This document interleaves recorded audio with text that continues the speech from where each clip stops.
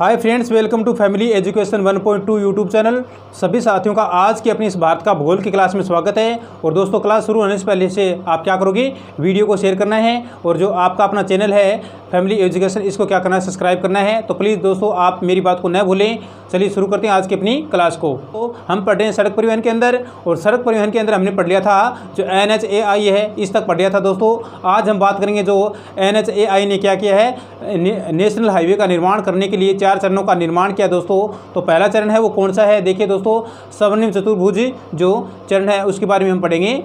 चलिए शुरू करते हैं पहले चरण की बात।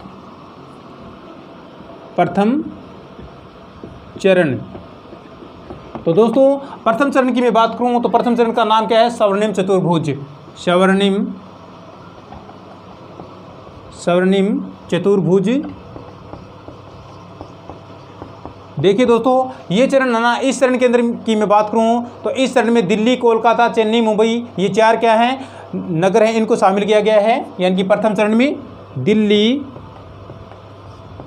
मुंबई, चेन्नई और एक कोलकाता,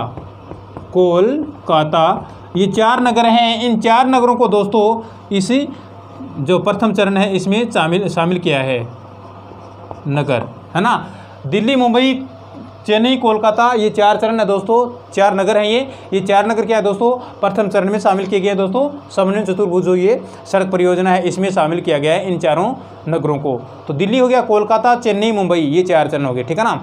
और इस चरण में क्या है दोस्तों, NH कौन कौन से शामिल किए गए हैं, एक तो NH2, NH5, NH4 और NH8 है। ये दोस्तों 4 क्या है, NH है। इन 4 NH को क्या है, इस प्रथम चरण में शामिल किया है। यानी कि NH2, 5, 4, 8, यानी कि NH2, 5, 4 और ये आपका 8 है। ये दोस्तों 4 क्या है, NH हैं। इन NH को क्या है दोस्तों, चारों को इस प्रथम चरण में शामिल किया है, पर यानी कि स्वर्णिम चतुर्भुज परियोजना इसमें इसको शामिल किया है। तो दोस्तों आगे देखिए, जो दूसरा चरण है इसकी मैं बात करूं तो द्वितीय चरण का जो नाम है वो है पूर्व पश्चिमी कॉरिडोर, यानी कि द्वितीय चरण की हम बात करेंगे। देखिए द्वितीय चरण, तो दोस्तों इस चरण का नाम क्या है दोस्तों, पूर्व पश्चिम कॉरिडोर, पूर्व पश्चिम कॉरिडोर। तो देखिए दोस्तों, इस चरण में क्या है, कौन कौन से नगर वो शामिल होते हैं, कैसा ये चरण है, तो देखिए यह चरण है ना, जो ये द्वितीय चरण है, ये चरण दोस्तों गुजरात के पोरबंदर से लेकर के असम के जो सिलचर है यहाँ तक विस्तृत है दोस्तों। ये दूसरा चरण है का जो क्षेत्र है वो पूर्व पश्चिम कॉरिडोर है ये, यानी कि गुजरात के पोरबंदर से जो असम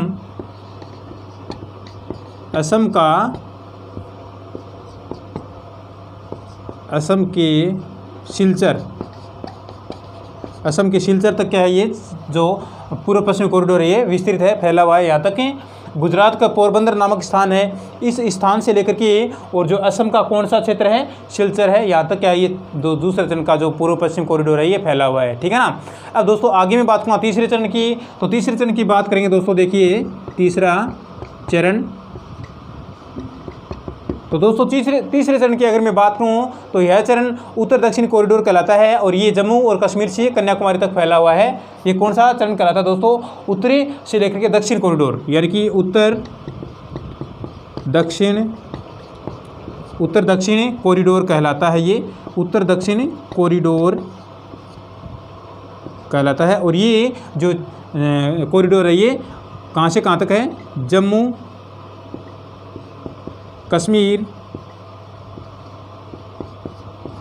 कश्मीर से लेकर कन्याकुमारी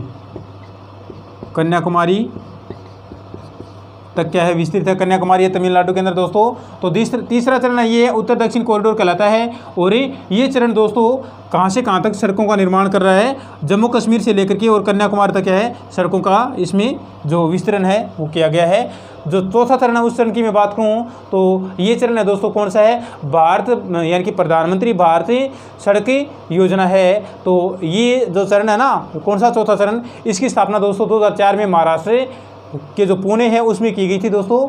चौथा चरण है इसका, देखिए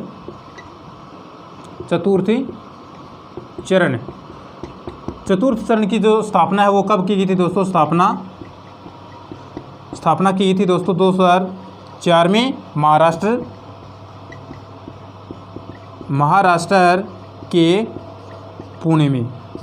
के पुणे में क्या है दोस्तों इस जो चतुर्थ चरण है इसकी स्थापना की गई थी 2004 के अंदर। तो दोस्तों देखिए इसमें सभी राज्यों की राजधानियों को क्या है जोड़ा गया है चतुर्थ चरण के अंदर, यानी कि जो सभी राज्य हैं भारत के सभी राज्यों की राजधानियों को क्या है चतुर्थ चरण में क्या है जोड़ा गया है, राजधानियों को आपस में जोड़ा गया है दोस्तों, जोड़ा गया है, ठीक है ना।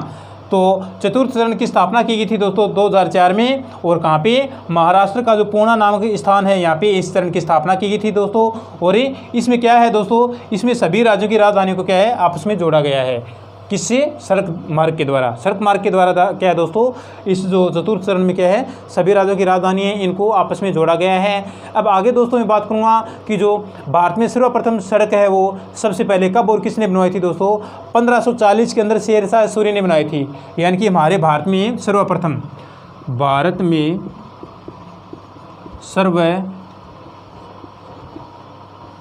सड़क 1540 में किसने बनवाई थी दोस्तों, शेरशाह सूरी ने बनवाई थी दोस्तों, है ना। यानी कि भारत में सर्वप्रथम सड़कों का निर्माण किसने किया था दोस्तों, शेरशाह सूरी ने किया था। और दोस्तों उस सड़क का नाम रखा था दोस्तों ग्रांड ट्रैक रोड, ठीक है ना। ग्रांड ट्रैक रोड नाम इस रखा गया था दोस्तों। सर्वप्रथम जो सड़क बनाई थी किसने, शेरशाह सूरी ने बनाई थी 1540 के अंदर, ठीक है ना। और उस समय जो ये सड़क थी ये कहाँ से कहाँ तक बनाई गई थी दोस्तों, कोलकाता से लेकर के पेशावर तक बनी थी, ठीक है ना। यानी कि उस समय जिस समय बनाई थी ना इसने 1540 में, उस समय तो दोस्तों कोलकाता से पेशावर तक। और वर्तमान की अगर मैं बात करूं तो वर्तमान में जो ये सड़क है ये कोलकाता से लेकर के अमृतसर तक बनी हुई है। वर्तमान में ये सड़कें कोलकाता से अमृतसर तक बनी हुई है। तो शायद आपको ये बात समझ में आ गई होगी। यानी कि भारत में सर्वप्रथम सड़क का निर्माण शेरशाह सूरी ने 1540 में करवाया था, जिसका नाम रखा था दोस्तों ग्रांड ट्रैक रोड। और उस समय ये रोड थी ये कोलकाता से लेकर के पेशावर तक गई हुई थी, यानी कि विस्थापित कर दी गई थी इसको। लेकिन वर्तमान में जो ये सड़क है इसको कोलकाता से लेकर के अमृतसर तक क्या है बढ़ाया गया है। तो शायद आपको ये बात समझ में आ गई होगी। अब आगे दोस्तों मैं बात करूँ कि जो यह सड़क है ना, जो ये ग्रांड ट्रैक रोड है, ये सड़क है, ये सड़क राजमार्ग जो राष्ट्रीय राजमार्ग है 1 व 2 से मिलकर बनी है ना। जो ये ग्रांड ट्रैक रोड है ये राष्ट्रीय राजमार्ग यानी कि राष्ट्रीय राजमार्ग 1 व 2 से मिलकर बनी है ये जो ग्रांड ट्रैक रोड है ये। तो फिर से देख लो एक बार इस रोड के बारे में मैं आपको बताऊं तो जो सड़क परिवहन के बारे में हमने पढ़ा है आज अभी अपनी क्लास के अंदर। तो सड़क परिवहन को 4 भागों में बांटा गया था दोस्तों NHAI के द्वारा। तो प्रथम चरण में दोस्तों क्या है स्वर्णिम चतुर्भुज जो परियोजना इसको शामिल किया गया था दोस्तों। और इसके अंदर दोस्तों दिल्ली, मुंबई, चेन्नई, कोलकाता ये नगर हैं ये शामिल किए गए थे दोस्तों। और जो ये स्वर्णिम चतुर्भुज है इसमें NH 2, 5, 4, 8 है, इनको शामिल किया गया है। NH को NH 2 है, NH 5 है, NH 4 है और NH 8 है, ठीक है ना। अब दोस्तों मैं दूसरे चरण की बात करूं तो दूसरी जो चरण है इसका नाम है दोस्तों पूर्व पश्चिम कॉरिडोर, जो गुजरात के पोरबंदर से लेकर के असम का जो सिलचर है यहाँ तक क्या है इसको निर्मित किया गया, बनाया गया दोस्तों पूर्व पश्चिम कॉरिडोर को। फिर दोस्तों मैं बात करूंगा तीसरे चरण की, तो जो तीसरा चरण है ये चरण उत्तर दक्षिण कॉरिडोर कहलाता है, और ये चरण जम्मू कश्मीर से लेकर के कन्याकुमारी तक क्या है विस्थापित किया गया, ठीक है ना, स्थापित किया गया इसको। फिर दोस्तों मैं बात करूँगा चतुर्थ चरण की, तो चतुर्थ चरण की जो स्थापना है वो 2004 में की गई थी दोस्तों। कहाँ पे? महाराष्ट्र का जो पूर्णिया नामक स्थान है यहाँ पे इसकी स्थापना की गई थी दोस्तों। और इस चरण का जो मुख्य उद्देश्य क्या है दोस्तों, सभी राज्यों की राजधानियों को क्या है आपस में जोड़ना क्या है इस चरण का मुख्य उद्देश्य रखा गया, ठीक है ना। और भारत में सर्वप्रथम सड़क का निर्माण किसने करवाया और कब करवाया? शेरशाह सूरी ने करवाया, 1540 में करवाया। और सड़क का नाम रखा था दोस्तों ग्रांड ट्रक रोड रखा था, ठीक है ना, ग्रांड ट्रक रोड नाम इस सड़क का रखा गया था दोस्तों। और ये सड़क दोस्तों उसमें कहाँ से कहाँ तक बनाई गई थी दोस्तों? कोलकाता से लेकर के पेशावर तक बनाई गई थी दोस्तों। और वर्तमान में ये सड़क है ये कोलकाता से लेकर के अमृतसर तक क्या है बनी हुई है, ठीक है ना। और जो इस सड़क में जो राष्ट्रीय राजमार्ग है वो 1 व 2 है, इन दोनों को क्या है शामिल किया गया है दोस्तों, जो ग्रांड ट्रक रोड है इसके अंदर, ठीक है ना। अब दोस्तों आगे मैं बात करूँगा कि जो भारत में सबसे ऊंचा जो राष्ट्रीय राजमार्ग है वो कौन सा है, वो है राष्ट्रीय राजमार्ग 1D, जो कहाँ पे है? लेह लद्दाख में है। यानी कि हमारे भारत में जो सबसे ऊंचा राष्ट्रीय राजमार्ग कौन सा है? राष्ट्रीय राजमार्ग 1D है। ये क्या है? सबसे ऊंचा राष्ट्रीय राजमार्ग है भारत का 1D, ठीक है ना, जो भारत का सबसे ऊंचा राष्ट्रीय राजमार्ग है। और ये कहाँ पे है? लेह लद्दाख में है दोस्तों, जिसको क्या है पीछे 5 अगस्त को 2019 में राष्ट्र जो केंद्र शासित प्रदेश बना दिया गया था दोस्तों, है ना। जम्मू कश्मीर के अंदर तो धारा 370 को हटा करके और जो लद्दाख है इसको केंद्र शासित प्रदेश बना दिया गया था दोस्तों। तो देखिए भारत का सबसे ऊंचा NH, भारत का सबसे ऊंचा NH कौन सा है? 1D। कहाँ पे है दोस्तों? ये लेह लद्दाख में, लद्दाख में, ठीक है ना। भारत का सबसे ऊंचा NH कौन सा है? 1D है, जो लेह लद्दाख के अंदर क्या है स्थापित किया गया है दोस्तों। और जवाहर टनल या फिर सुरंग है जो क्या है दोस्तों यहाँ पे स्थित है, जो क्या है NH जो A1 है वहाँ पे क्या है जवाहर टनल है ये स्थित है, जवाहर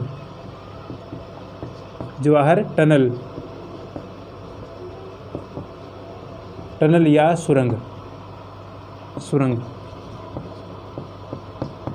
ठीक है ना। ये कहाँ पे है दोस्तों? NH-A पर स्थित है ये, ठीक है ना, NH-1A पर स्थित है ये, स्थित है।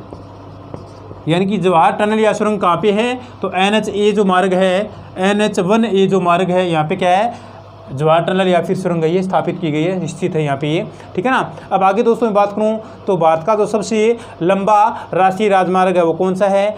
44 नंबर का जो राष्ट्रीय राजमार्ग है ये सबसे भारत का सबसे लंबा राष्ट्रीय राजमार्ग है दोस्तों। और इसका जो पुराना नाम है वो कौन सा है दोस्तों? NH-7, भारत का सबसे लंबा राष्ट्रीय राजमार्ग, भारत का सबसे लंबा राष्ट्रीय राजमार्ग कौन सा है? यानी कि NH-44। और इसका पुराना नाम क्या था दोस्तों? पुराना नाम था इसका NH-7, इसका क्या था दोस्तों? पुराना नाम था, ठीक है ना। तो भारत का सबसे लंबा राष्ट्रीय राजमार्ग कौन सा है? NH-44 है, जिसका पुराना नाम क्या था दोस्तों? NH-7 था। और वर्तमान में जो सबसे लंबा राष्ट्रीय राजमार्ग है ये श्रीनगर से लेकर के कन्याकुमारी तक ही विस्तृत है। और पहले कहाँ पे था दोस्तों? ये पहले था ये वाराणसी से लेकर के कन्याकुमारी तक था। कौन सा? जो भारत का सबसे लंबा राष्ट्रीय राजमार्ग है ये पहले तो था ये कहाँ से कहाँ तक है? यानी कि वाराणसी से लेकर के, है ना, वाराणसी से कन्याकुमारी तक था, वाराणसी से कन्याकुमारी हो गया, ठीक है ना। और वर्तमान में ये कहाँ से कहाँ तक है? श्रीनगर से कन्याकुमारी है वर्तमान में है ये श्रीनगर से कन्याकुमारी तक फैला हुआ है, विस्तृत है ये। तो भारत का सबसे लंबा राष्ट्रीय राजमार्ग कौन सा है? NH-44 है। और इसका पुराना नाम NH-7 था, जो क्या था दोस्तों? उसमें तो कहाँ तक था ये? पहले तो वाराणसी से लेकर के कन्याकुमारी तक था। और वर्तमान में कहाँ पे है ये? कहाँ तक फैला हुआ है, श्रीनगर से लेकर के कन्याकुमारी तक फैला हुआ है, ठीक है ना। सबसे छोटा जो राष्ट्रीय राजमार्ग है वो कौन सा है दोस्तों, NH-47 है, जो कि कहाँ पे, केरल में। सबसे छोटा भारत का सबसे छोटा NH कौन सा है, NH-47 है ये, और ये कहाँ पे दोस्तों, केरल में है, केरल के अंदर है ये NH, ठीक है ना। सबसे बड़ा तो कौन सा है, NH-44 है, और सबसे छोटा कौन सा है, NH-47 है। ये दोस्तों दोनों मोस्ट हैं। पुराना नाम तो इसका क्या था दोस्तों, NH-7 था, और ये दोस्तों सबसे छोटा जो NH है ये 47 है, और ये केरल में स्थापित है, ठीक है ना दोस्तों। अब आगे दोस्तों मैं बात करूं तो भारत में जो पूर्व पश्चिम व उत्तर दक्षिण जो कॉरिडोर आपस में मिलते हैं वो कहाँ पे मिलते हैं, झांसी में मिलते हैं दोस्तों, है ना। एक दूसरे को काटते हैं। जो पूर्व पश्चिम और जो उत्तर दक्षिण जो कॉरिडोर है, पूर्व पश्चिम और उत्तर दक्षिण जो कॉरिडोर है, ये यहाँ पे काटते हैं दोस्तों, झांसी के अंदर काटते हैं आपस में। झांसी में क्या है ये दोस्तों, अपने आप में आपस में क्रॉस होते हैं, काटते हैं, ठीक है ना, झांसी के अंदर। इसलिए क्या कहते हैं दोस्तों, झांसी को भारत का चौराहा कहते हैं। झांसी को क्या कहते हैं, झांसी को भारत का क्या कहते हैं, चौराहा कहते हैं दोस्तों, भारत का चौराहा कहते हैं, ठीक है ना। तो देखिए जो उत्तर दक्षिण और जो पूर्व पश्चिम कॉरिडोर है ना, ये दोनों कॉरिडोर दोस्तों कहाँ पे मिलते हैं आपस में, ये इधर से आ रहा है और ये इधर से आ रहा है दोस्तों। तो यहाँ पे झांसी के अंदर क्या दोस्तों, ये एक दूसरे को काटते हैं, तो इसलिए झांसी को क्या कहा गया है, झांसी को भारत का चौराहा कहा गया है। झांसी को भारत का चौराहा कहा गया है। भारत में सर्वाधिक जो सड़कों की लंबाई है वो है महाराष्ट्र में, और सर्वाधिक NH की लंबाई है वो कहाँ पे दोस्तों, मध्य प्रदेश में। देखिए दोस्तों सर्वाधिक सड़कों की लंबाई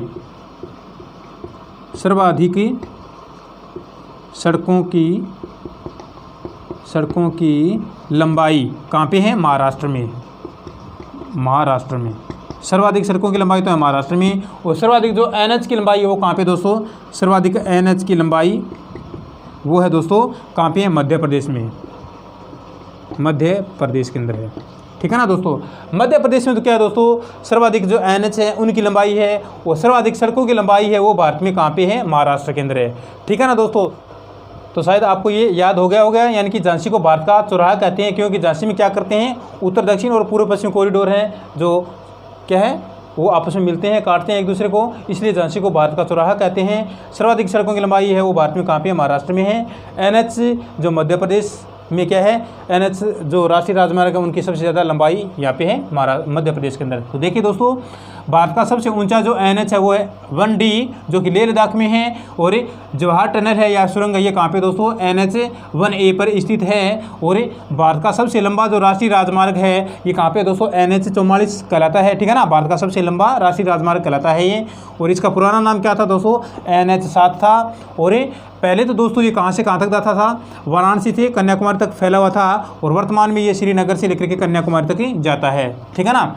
और सबसे छोटा जो राष्ट्रीय राजमार्ग है NH है वो है दोस्तों NH-47 जो केरल में स्थित है। और मैं बात करूँगा कि जो उत्तर दक्षिण और जो पूर्व पश्चिम कॉरिडोर हैं ये दोनों क्या करते हैं दोस्तों, झांसी में एक दूसरे को काटते हैं, और इसलिए झांसी को क्या कहते हैं, भारत का चौराहा कहते हैं। सर्वाधिक सड़कों की लंबाई हमारे भारत में महाराष्ट्र में है, और सर्वाधिक जो NH की लंबाई है ये कहाँ पे है दोस्तों, मध्य प्रदेश में है, ठीक है ना।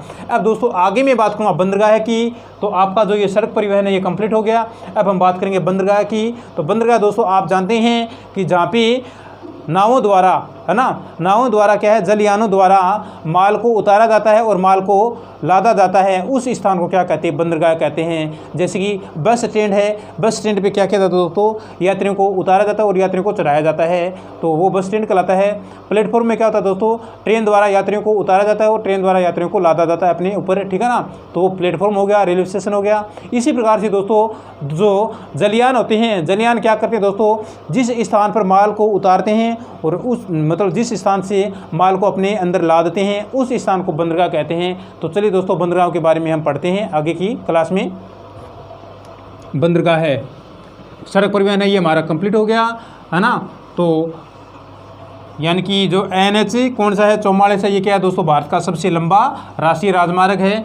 प्राचीन नाम इसका क्या था दोस्तों, NH-7 था। और जो भारत का सबसे छोटा जो NH है वो है दोस्तों 47 जो कि कहाँ पे है, केरल में है। और सर्वाधिक जो क्या है NH है वो कहाँ पे है दोस्तों, NH की लंबाई है वो तो है मध्य प्रदेश में, और सर्वाधिक सड़कों की लंबाई है वो दोस्तों महाराष्ट्र के अंदर है, ठीक है ना। तो चलिए दोस्तों बंदरगाह का टॉपिक पढ़ते हैं, नया बंदरगाह है, ठीक है ना। बंदरगाह के अंदर हम पढ़ेंगे दोस्तों कि हमारे भारत के अंदर जो मुख्य बंदरगाह हैं, प्रमुख बंदरगाह हैं, उनकी संख्या कितनी है और कौन कौन सी साइड में वो स्थित हैं। तो मैं बात करूँगा दोस्तों कि भारत में जो 13 क्या है बड़े बंदरगाह हैं, है ना। छोटे मोटे तो अलग हो गए, लेकिन जो मुख्य की मैं बात कर रहा हूँ, भारत के जो प्रमुख बंदरगाह 13 वो क्या है दोस्तों हमारे भारत के अंदर स्थित हैं, जिनमें से दोस्तों आधे तो क्या है पश्चिम तट पे स्थित हैं और कुछ क्या है पूर्वी तट पे स्थित हैं। तो दोस्तों देखिए भारत में 13 बड़े बंदरगाह हैं। हमारे भारत में 13 प्रमुख बड़े बंदरगाह हैं, जिनमें से दोस्तों आप तो क्या है पश्चिम तट पे स्थित हैं और आप क्या है पूर्वी तट पे स्थित है। तो सबसे पहले हम बात करेंगे भारत की जो पश्चिम तट पर स्थित बंदरगाह हैं उनकी मैं बात करूँगा। देखिए भारत के पश्चिम तट पर स्थित बंदरगाह है। भारत के पश्चिम तट पर स्थित बंदरगाह है उनकी मैं बात करूं तो सबसे पहले बंदरगाह आता है कांडला बंदरगाह, ठीक है ना। ये कहाँ पे दोस्तों गुजरात में है और ये भारत का क्या है पहला मुक्त व्यापार का क्षेत्र है, ठीक है ना। जो बंदरगाह है ये 1 नंबर बंदरगाह है पश्चिम तट पे, वो है कांडला बंदरगाह है। तो दोस्तों ये गुजरात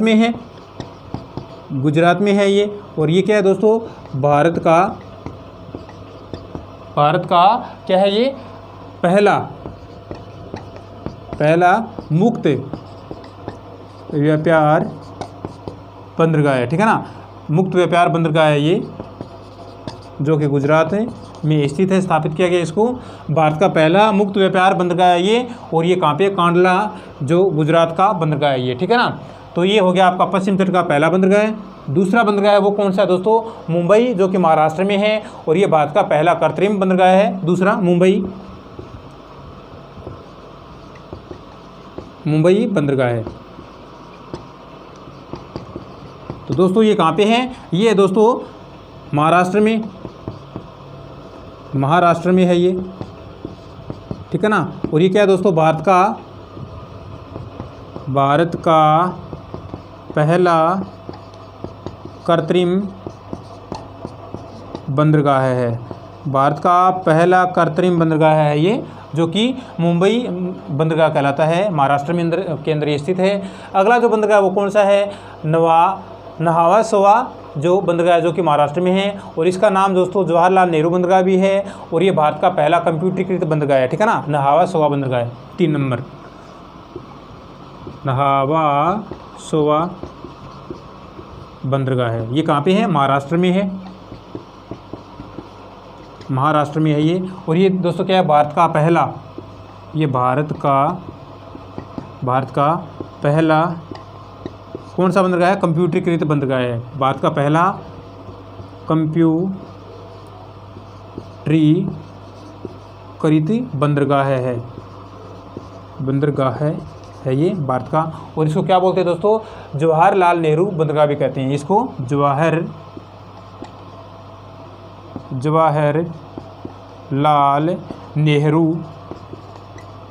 जवाहरलाल नेहरू बंदरगाह भी कहते हैं। तो देखिए जो नहावा सोवा बंदरगाह ये महाराष्ट्र में है और भारत का पहला कंप्यूटरीकृत बंदरगाह है ये, और इस बंदरगाह को जवाहरलाल नेहरू बंदरगाह भी कह सकते हैं दोस्तों। और ये बंदरगाह है मुंबई जो बंदरगाह है उसके भार को कम करने के लिए इसको बनाया गया है। जो नहावा सोवा बंदरगाह है ना, इसको मुंबई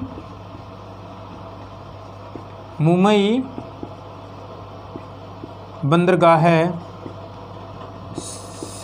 से भार कम करने के लिए बनाया गया है, निर्मित किया गया है दोस्तों इसको। किसको, नहावा सोवा जो बंदरगाह है इसको। मुंबई पे दोस्तों जो माल का भार ज़्यादा बढ़ जाता है तो उस माल भार को कम करने के लिए क्या है दोस्तों जो नहावा सोवा बंदरगाह है इसका निर्माण किया गया है, जो कि क्या है मुंबई महाराष्ट्र में स्थित है ये, ठीक है ना। अब अगला जो बंदरगाह है वो कौन सा है, मारमा गोवा बंदरगाह है ना। 4 नंबर मारमा गोवा बंदरगाह है, जो कहाँ पे दोस्तों गोवा में है। मारमा गोवा बंदरगाह ये कहाँ पे है, गोवा में है दोस्तों, है ना। और ये बंदरगाह दोस्तों आगे मैं बात करूँगा कि जो 5 नंबर बंदरगाह है वो कोची बंदरगाह है, जो कि केरल में है ना। तो शायद ये आपका 5 नंबर बंदरगाह हो गया कोची बंदरगाह है। कहाँ पे है ये? केरल में है। कोची बंदरगाह ये कहाँ पे है? केरल में है दोस्तों। तो देखिए भारत की जो प्रमुख 13 बड़े बंदरगाह हैं उनमें से मैं पश्चिम तट के ऊपर से जो बंदरगाह उनकी बात कर रहा हूँ। तो देखिए दोस्तों, पहला बंदरगाह कांडला बंदरगाह है। कांडला बंदरगाह दोस्तों गुजरात राज्य में है और भारत का सबसे पहला ये क्या है? मुक्त व्यापार बंदरगाह कहलाता है ये, ठीक है ना। और दूसरा जो बंदरगाह वो मुंबई बंदरगाह है। मुंबई बंदरगाह दोस्तों महाराष्ट्र में स्थित है और भारत का पहला क्या है? ये कृत्रिम बंदरगाह है ना, मुंबई बंदरगाह है ये। और अगला जो बंदरगाह वो दोस्तों नवासवा बंदरगाह है। ये भी कहाँ पे दोस्तों? महाराष्ट्र में है और जो क्या है भारत का पहला कंप्यूटरीकृत बंदरगाह है ये, ठीक है ना। अब दोस्तों 4 नंबर बंदरगाह वो कौन सा है? यानी कि जो नवासवा बंदरगाह है ना, इसको जवाहरलाल नेहरू बंदरगाह भी कहते हैं। 4 नंबर बंदरगाह ये मार्मा गोवा बंदरगाह है। ये कहाँ पे है? गोवा के अंदर है, ठीक है ना। मार्मा गाँव तो ये कहाँ पे दोस्तों? गोवा में है। जो 5 नंबर है ये कोची बंदरगाह है। ये कहाँ पे? केरल के अंदर है। तो ये आपके हो गए पश्चिम तट पर स्थित बंदरगाह हो गए, शायद आपको याद रह जाएंगे। वीडियो को देखना है। वीडियो को देखने के साथ साथ में आपको दोस्तों वीडियो को क्या करना है? सब्सक्राइब करना है, शेयर करना है, चैनल को सब्सक्राइब करना है, ठीक है ना। अब पढ़ेंगे हम कौन से बंदरगाह हैं? भारत के जो पूर्वी तट पर स्थित हैं उनके बारे में पढ़ेंगे। भारत के पूर्वी तट पर स्थित बंदरगाह हैं उनके बारे में देखिए। भारत के पूर्वी तट पर स्थित बंदरगाह है।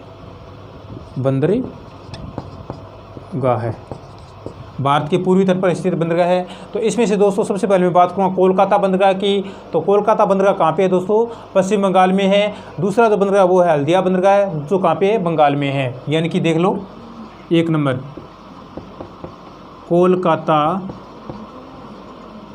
बंदरगाह है।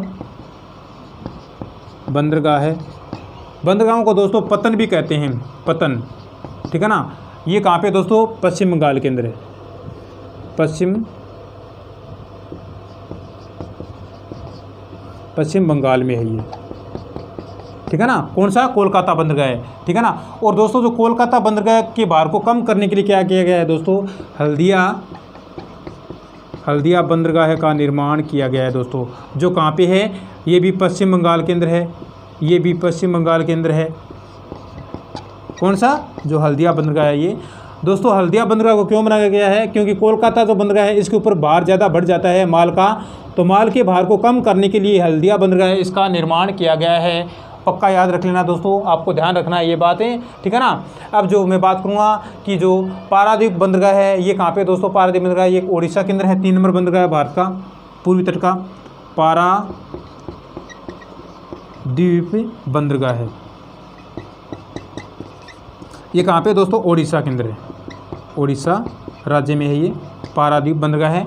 3 नंबर बंदरगाह हो गया हमारा पारादीप बंदरगाह, जो कि उड़ीसा के अंदर है, ठीक है ना। और चौथा जो बंदरगाह है वो कहाँ पे दोस्तों? विशाखापट्टनम, जो कि आंध्र प्रदेश में है। चौथा बंदरगाह है विशाखापट्टनम, जो कहाँ पे है? ये आंध्र प्रदेश के अंदर है, आंध्र प्रदेश में है ये विशाखापट्टनम बंदरगाह ये। चौथा हो गया 1 number Kolkata, 2 number Haldia, 3 number Paradip और 4 नंबर हमारा हो गया विशाखापट्टनम। तो शायद आप को ये याद हो गए होंगे। विशाखापट्टनम बंदरगाह है ना, यहाँ पे डॉल्फिन नोज के कारण क्या है? ये सुरक्षित है। विशाखापट्टनम जो बंदरगाह है ये डॉल्फिन जो नोज है, डॉल्फिन नोज के कारण क्या है दोस्तों? ये बंदरगाह सुरक्षित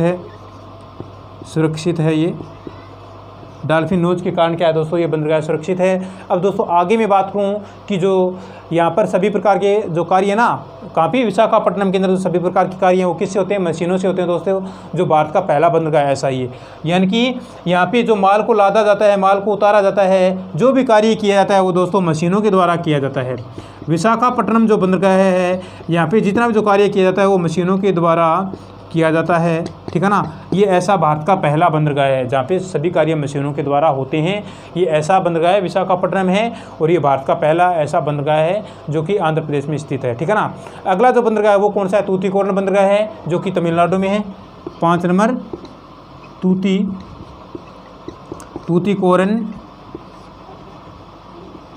तूतीकोरन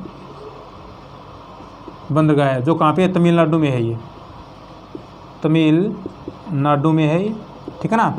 जो तूतीकोरन बंदरगाह ये कहाँ पे दोस्तों? तमिलनाडु में है। और जो 6 नंबर बंदरगाह हमारा वो कौन सा है?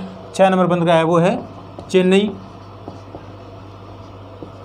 चेन्नई बंदरगाह है, ये कहाँ पे दोस्तों चेन्नई बंदरगाह तमिलनाडु के अंदर है। ये चेन्नई बंदरगाह ये भी तमिलनाडु में है। और जो तूतीकोरन बंदरगाह ये भी कहाँ पे है, चेन्नई तमिलनाडु के अंदर है, ठीक है ना। तो चेन्नई जो बंदरगाह है ना, चेन्नई बंदरगाह भारत का क्या है, पहला प्राकृतिक बंदरगाह है। चेन्नई बंदरगाह क्या है, भारत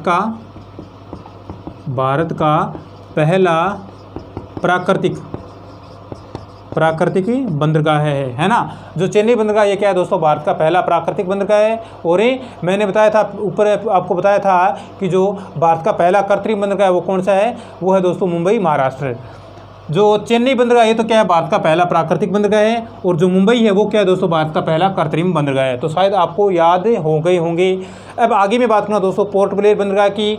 तो जो ये पोर्ट ब्लेयर बंदरगाह ये कहाँ पे दोस्तों, ये अंडमान निकोबार द्वीप समूह में है, 7 नंबर बंदरगाह पोर्ट ब्लेयर बंदरगाह है। पोर्ट ब्लेयर बंदरगाह है, ये कहाँ पे दोस्तों, अंडमान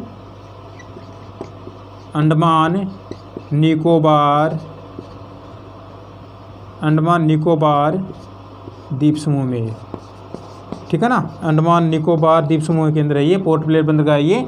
तो 7 आपकी ये हो गई। और ऊपर मैंने बताए थे कितने, जो पश्चिम तट के बंदरगाह थे उनके बारे में मैंने बताया था 5 हो गए। और अब दोस्तों आगे बात आती है, जो राष्ट्रीय नदी जलमार्ग की मैं बात करूं तो इनकी संख्या क्या है दोस्तों, 5 है। राष्ट्रीय नदी जलमार्ग की संख्या वो 5 है। और जो छठी संख्या वो क्या प्रस्तावित में है। तो देखिए दोस्तों, सबसे जो बड़ा नदी जलमार्ग है वो कौन सा है, गंगा नदी पर स्थित है। सबसे बड़ा नदी जलमार्ग है वो गंगा नदी पे क्या है, विस्तृत है, फैला हुआ है। और सबसे नवीनतम जो नदी जलमार्ग है वो कहाँ पे दोस्तों, ब्रह्मपुत्र नदी पर स्थित है, ठीक है ना। जो डिब्रूगढ़ से लेकर के धुबरी तक जाता है, ठीक है ना। जो कहाँ पे है, कौन सी नदी पे है, ब्रह्मपुत्र नदी पे। सबसे नवीनतम जो जलमार्ग है वो जो डिब्रूगढ़ से लेकर के और धुबरी सदिया तक जाता है, जो क्या है ये प्रस्तावित में है, यानी कि नदी जलमार्ग, नदी जल मार्ग। तो नदी जल मार्ग की अगर मैं बात करूं दोस्तों, तो देखिए इनकी संख्या कितनी है, 5 है। ये 5 संख्या है नदी जल मार्गों की। और जो छठी संख्या वो क्या प्रस्तावित है। अब देखिए दोस्तों, जो सबसे बड़ा जो नदी जल मार्ग है वो कहाँ पे है, सबसे बड़ा नदी जल मार्ग, सबसे बड़ा नदी जल मार्ग कौन सी नदी पे बना हुआ है दोस्तों, गंगा नदी पर। गंगा नदी पर क्या है दोस्तों, सबसे बड़ा नदी जलमार्ग बना हुआ है। और जो सबसे नवीनतम जो जलमार्ग है वो कहाँ पे है दोस्तों, ब्रह्मपुत्र नदी पे बना हुआ है। सबसे नवीनतम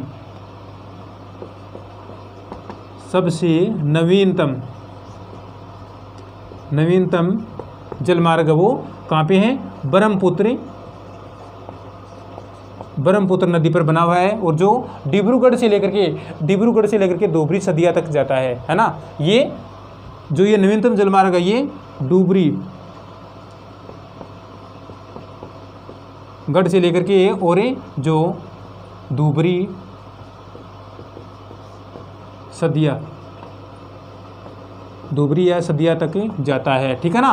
तो ये आपका हो गया सबसे नवीनतम जो नदी जलमार्ग है, ये ब्रह्मपुत्र नदी पर बना हुआ है ये। और ये डुबरीगढ़ से लेकर के धुबरी सदिया तक जाता है। और ये जो मैंने बताया था सबसे बड़ा जो नदी जलमार्ग है वो कौन सी नदी पे है, गंगा नदी पे बना हुआ है। तो ये आपके हो गए दोस्तों बंदरगाह हो गए और नदी जलमार्ग हो गए दोस्तों।